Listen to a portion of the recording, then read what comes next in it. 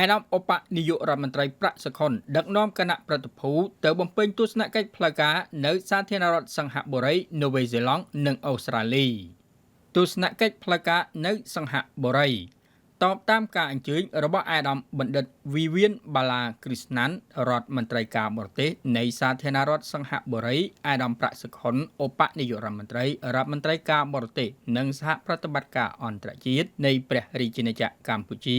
អញ្ជើញទៅបំពេញទស្សនកិច្ចផ្លូវការនៅសាធារណរដ្ឋសង្ហបុរីពីថ្ងៃទី10ដល់ថ្ងៃទី11ខែមីនាឆ្នាំ2026ក្នុងអំឡុងពេលទស្សនកិច្ចនេះអាដាមប្រាក់សុខុននឹងអញ្ជើញចូលជួបសម្ដែងការគួសមចំពោះអាដាម Lawrence Wong នាយករដ្ឋមន្ត្រីនៃសាធារណរដ្ឋសង្ហបុរីនិងជួបពិភាក្សាការងារជាមួយអាដាមបណ្ឌិត Vivian Bala Krishnan រដ្ឋមន្ត្រីការបរទេសសង្ហបុរី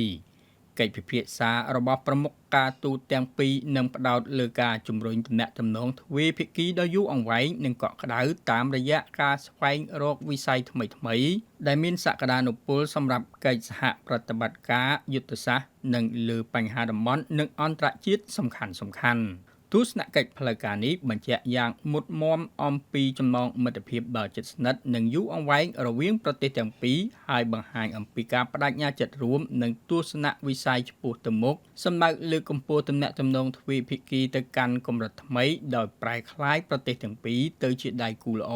ក្នុងការចូលរួមចំណែកដល់សន្តិភាពស្ថិរភាពនិងវិបុលភាពយូរអង្វែងនៅក្នុងតំបន់ទស្សនកិច្ចផ្លូវការនៅប្រទេសនូវេហ្សេឡង់និងអូស្ត្រាលី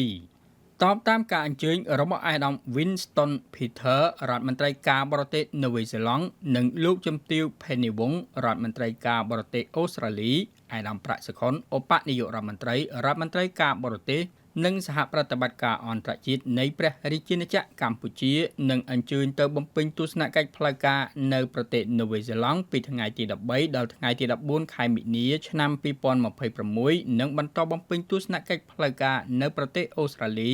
ពីថ្ងៃទី15ដល់ថ្ងៃទី16ខែមីនាឆ្នាំ2026ជំនួបទ្វេភាគីរវាងអាដាមឧបនាយករដ្ឋមន្ត្រីប្រាក់សុខុនជាមួយសមាភាគីនិងថ្នាក់ដឹកនាំរបស់នូវេហ្សេឡង់និងអូស្ត្រាលីផ្ដល់ឱកាសដ៏ល្អដើម្បីពង្រឹងនិងពង្រីកបន្ថែមនៅទំនាក់ទំនងនិងកិច្ចសហប្រតិបត្តិការទ្វេភាគីលើគ្រប់វិស័យក៏ដូចជាចូលរួមចំណែកដល់សន្តិភាពសន្តិសុខស្ថិរភាពវិបុលភាពក្នុងតំបន់និងសកលលោកដំណើរទស្សនកិច្ចនាពេលខាងមុខនេះគឺជាសក្ខីភាពនៃចំណងមិត្តភាពយូរអង្វែងនិងកិច្ចសហប្រតិបត្តិការប្រកបដោយផ្លែផ្ការវាងកម្ពុជាជាមួយនូវេហ្សេឡង់និងអូស្ត្រាលី